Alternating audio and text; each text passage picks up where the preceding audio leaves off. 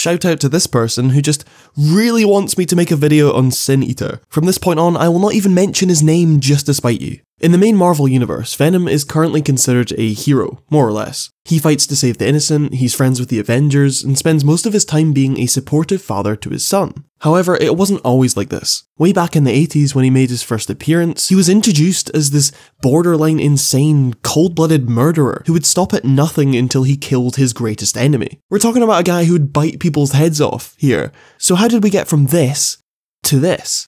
From utter rage, torment, and cannibalism to love, peace, and comfort.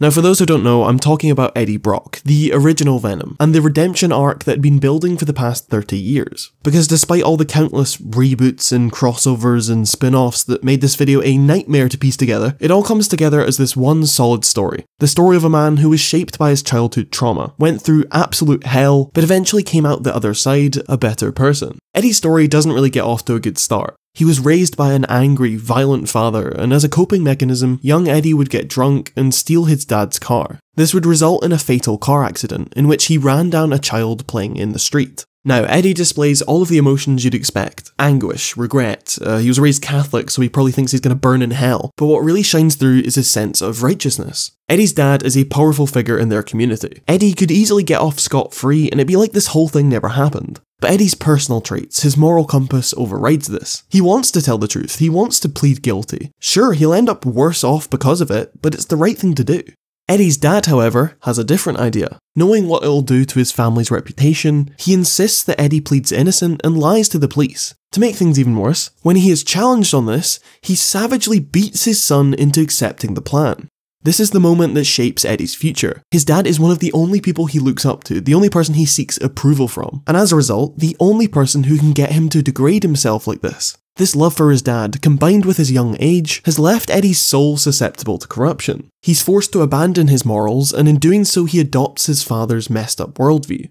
Throughout his early life, Eddie never really had anything real. He considered himself part of the school wrestling team, but really he was just the equipment manager. He wants to study journalism, but in order to get in, he has to fake his application. When he and his future wife Anne get ambushed by thugs, Anne gets knocked out cold, leaving Eddie to fight them off on his own. Fearing for his life, Eddie's just like, hey, take the girl, I don't care, just leave me alone. It's only then that Spider-Man shows up out of nowhere, beats up the thugs, and disappears into the night, right as Anne starts to wake up. When Anne asks, hey Eddie, was it you who beat up all of these armed thugs single-handedly? Eddie's like, yeah, and has no problem building his future relationship upon this massive lie. You see, Eddie's trauma involving his father has poisoned his own desire for the truth, and so he goes along with these lies. He does what he considers immoral because he's been taught to do that as a method of survival. He can no longer trust himself to do the right thing.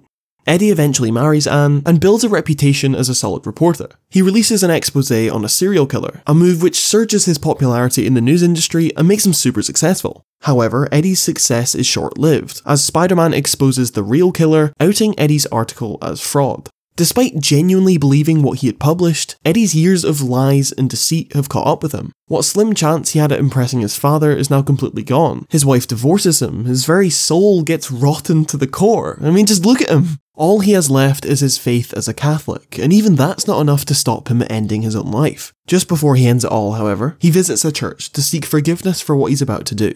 As he's sat there praying, he unexpectedly receives an answer. Not from God, but from an inorganic, symbiotic alien that was created billions of years ago. After Spider-Man abandoned his black costume at the top of a church, it latched on to the nearest life form for survival. Because of Eddie's emotional vulnerability, combined with his strong faith, he doesn't view this as a coincidence. Instead, he sees the Venom symbiote as fate, a sign that he's part of a higher purpose.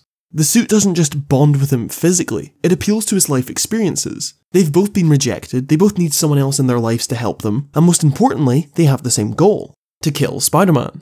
Eddie's plot for revenge corrupts his soul even further. Venom is his dark side, a representation of all this built-up rage and corruption and darkness passed on by his dad. He'll stop at nothing until vengeance is his, even if it means killing the innocents he valued so dearly as a kid.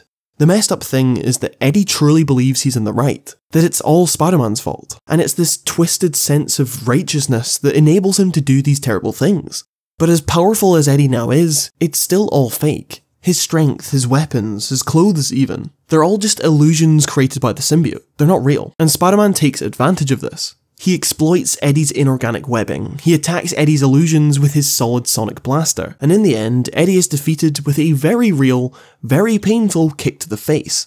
Over the next couple of years, Eddie gets captured, and then he breaks out again, only to be captured again, and then the whole cycle repeats like a million times. As he gains more control over the symbiote, and has more time to process the whole thing, Eddie's good morals begin to surface. First, he abandons a battle to save the life of a child. Then, a few issues later, he puts aside his hatred of Spider-Man to save innocent people from carnage. Eventually, it gets to the point where he just gives up on his vengeance altogether. You see, Eddie's hatred for Spider-Man may be strong, but his love for his ex-wife burns brighter.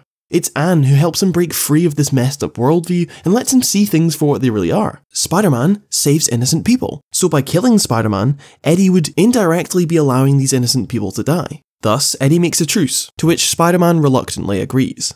After this, Eddie gets his own comic series, in which he focuses on his future as a lethal protector of the innocent.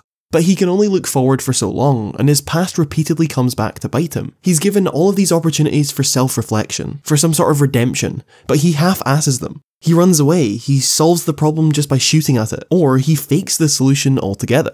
So while he may be victorious on the outside, while he's saved a bunch of people, he's still missing that element of truth that he once valued, and his soul remains corrupt. This denial of the past starts to take its toll on him. He becomes increasingly more violent, his mental state declines by the minute, and he becomes far more reliant on the symbiote to survive. It's here we enter the worst stage in Eddie's life.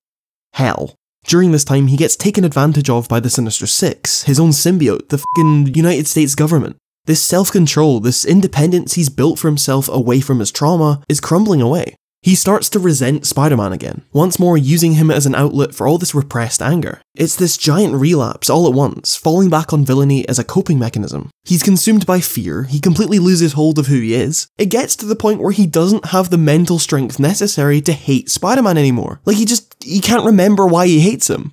As the silver lining to all this, it turns out that the symbiote had been planting false memories in Eddie's brain, leading him to believe he had terminal cancer. This is part of a twisted plan to ensure the symbiote's own survival. This way, Eddie will never abandon the symbiote, because if he does, then he'll die of the totally real cancer in his head. This eventually backfires, as through some psychological phenomenon, the false memories lead to Eddie actually getting cancer. The symbiote then says, "Oh fuck," and leaves Eddie to waste away in his dying body. In the end, it was just taking advantage of him, and abandoned him when he needed it the most, just like everyone else in his life. Now, it's one thing to fear loneliness, to feel like you don't belong, but when you don't feel safe in your own body anymore, when you don't have control over the one thing that's truly yours, that's enough to strike fear into the toughest of minds. And so what does a man do when he's faced with the fear of certain death? He looks back on his life, asks himself what he could have done differently, and if he's lucky enough, uses the little time he has left to put things right. This is one of the first times in Eddie's life in which he has nothing to fall back on. His dad's lies, his wife's love, his symbiote's strength, he has none of that. And that's oddly freeing in a way. There's nowhere else to look but inside his own soul. The only tools he has are his faith, his self-discipline, and his love for the innocent. And so Eddie begins volunteering at a homeless shelter, where he meets supervillain in disguise Martin Lee, aka Mr. Negative. Conveniently, Mr. Negative has this special healing touch, which not only heals Eddie of his cancer, like you'd think that'd be enough, but no, the healing cells also fuse with traces of the symbiote still in Eddie's body. The result of this is the creation of a brand new symbiote, Anti-Venom. Having invested everything he has into his faith, Eddie once again doesn't see this as an accident. He now views himself as this Messiah, almost. The chosen one, whose mission is to cure all that is evil in the world. And so he enters another phase of heroics. He brings Mr. Negative to justice, and makes peace with Spider-Man along with it. When New York is brought to its knees by a deadly virus, Eddie uses his powers to heal sick citizens, quite literally painting himself as a savior. Believe me, the emphasis on this religious messiah angle couldn't be stronger, like it really goes to his head. In order to cure the whole city from this virus, Eddie must give up his new symbiote, and in doing so heals millions of people at once. His reputation is now better than ever, as he is hailed the hero of New York. Now, saving the city, if not the whole world, all while giving up your own power, that's a pretty good redemption story on its own. But this selfless act doesn't solve everything. You may have saved the day, but if you can't hold on to what you've learned, then what was the whole point? He's relapsed before. What's going to stop him from doing it again? And so we enter the next act of Eddie's story, in which he must come back to the familiar a changed man, and prove his newfound understanding. Eddie starts hunting down his old symbiote, now in the possession of Spider-Man's old school bully, Flash Thompson. During his mission, Eddie bonds with another symbiote called Toxin, because why not, and uses it to track down his replacement. Here, Flash is like a mirror for Eddie. Both of them started off on the same path. They both had difficult relationships with their dads that shaped who they were as they grew up. They both directed their anger towards Peter Parker and used him as a way of dealing with trauma. Eddie sees himself in Flash, and it's this reflection that makes him change his mind in the end. Seeing Flash trying to build this new life for himself, it prevents Eddie from relapsing again and gives him the strength to keep going. Eddie continues confronting his past when he hunts down Carnage, a symbiote he technically gave birth to during his time as a supervillain. Now up to this point, Eddie had always viewed himself as the protagonist, the messiah, and it was this saviour complex that often blinded him from his own wrongdoings. Thus, Eddie must confront this as well. In order to stop Carnage, Eddie must give his toxin symbiote to someone else. He must give up being the saviour to do the right thing. As a result, he finds that he didn't have to be this big hero towards the end, and walks away a genuinely happier, more content soul. It's here we get to Eddie's final stage of atonement. He's put things right on the outside, and now he must look within. Still controlled by his fear of loneliness, Eddie tracks down the Venom symbiote once more. Because despite all of his development, Marvel just really want him to be Venom again. The status quo is a lucrative thing. However, Eddie's time as Toxin has changed him. All the drugs that he used to remain stable, they're making the symbiote sick. Symbolically, his dark side is rejecting this new man he's become, and it lashes out. Eddie takes the symbiote to some scientist friends to ask what's wrong. Upon examination, the scientists are like, okay, we can make a cure, we can heal the symbiote for you, but first, you gotta help us out. And by help us out, I mean, go and fight some dinosaurs in the sewers. I'm trying to make this story as cohesive as possible, but there's no way around this. He needs to fight some dinosaurs in the sewers, that's the conflict. During his mission, Eddie comes across Moon Girl, whose psychically linked pet, Devil Dinosaur, is being mind-controlled by the evil dinosaur man Stegron. And so Eddie must not only defeat this evil dinosaur man, but also help Devil Dinosaur break free from mind control. Now, despite this premise being very out there to say the least, this does still represent quite a lot for Eddie. It allows him to come full circle. In order to cure his own sickness, he must first prevent a young child from going through their own trauma and being taken advantage of by an abusive power. In doing so, he's able to cure the symbiote and really cure himself. After this, a bunch of cool stuff happens. Eddie's on fire, he's redeeming himself left and right. He becomes a journalist again, joining a shitty tabloid and trying to turn it into something more reputable, a tool for the truth. He rejects his position as saviour of the dinosaurs in order to reach a beneficial outcome for everyone involved. He teams up with the X-Men, and during this crossover, there's this small moment where he's talking about change, and it suggests that he's oblivious to his own progress. While he has changed for the better, he himself hasn't recognised it. Because you don't just change your own self-image through a couple good deeds. It takes work, it takes time, and he's not quite there yet. To top it all off, Eddie fights the Red Goblin. He fights aliens in space. And then we get to the most recently completed Venom series, Venom 2018. This is arguably the best Venom comic in the last decade. It beautifully explores the character, it adds a lot of really interesting lore, but what I want to focus on is Eddie's relationship with his son. Throughout the course of the series, it's revealed that Eddie unknowingly had a child called Dylan. Instead of being born naturally, this child was created by the symbiotes and was mysteriously given birth to by Anne. It's like a whole Jesus thing. Dylan is Jesus, Anne is Mary, Eddie is Joseph, and the symbiotes are God, technically. Once again, the religious aspect is really on the nose, but this whole experience left Anne completely traumatized, and so, not wanting to deal with it, she left Dylan with famously the best parent in the world, Eddie's abusive father. It's worth noting that Eddie had no idea about any of this, hence why he didn't think to do anything before. And so to connect with Dylan and rescue him from this abusive household, Eddie must directly confront his trauma. He shows up at his dad's house, takes Dylan away, and he makes a promise saying how his dad will never hurt them again and such.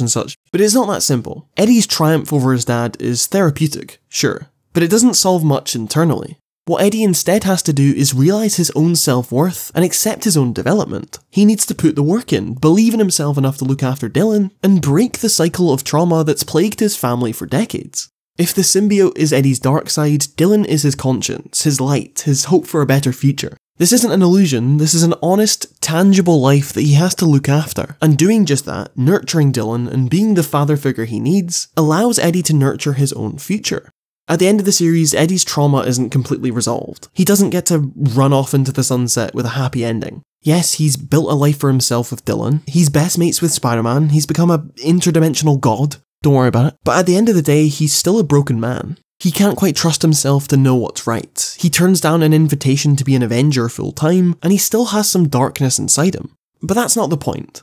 Eddie Brock's life is a story of second chances. When he tries to take his life, he's stopped by the symbiote. When he's gone too far as a villain, he's given the opportunity as a protector. When he's about to die from cancer, he's still offered a way out. And sure, he might not make the most of these opportunities. He might not think he's deserving of them, but he still tries regardless. It's not a question of whether he's a good person or not, it's putting in the effort that counts, trying to be better for the sake of others and for himself. And so while Eddie doesn't end up as this totally good guy, there's still the promise that he's working towards it. Also, he did kill a bunch of people, so like, a complete redemption would be in bad taste. If you haven't already, go watch my last video. I spent like 3 months on it for no reason, and it definitely doesn't show, but whatever. I'm also kind of burned out on Marvel stuff at the moment, so my next video I think will be a follow-up to my childhood comics video, for those who enjoyed that. Apparently a lot of people want more, so look out for that. Alright, I'm gonna go fight Owen Lake's comics in a basement. Peace. Sing a song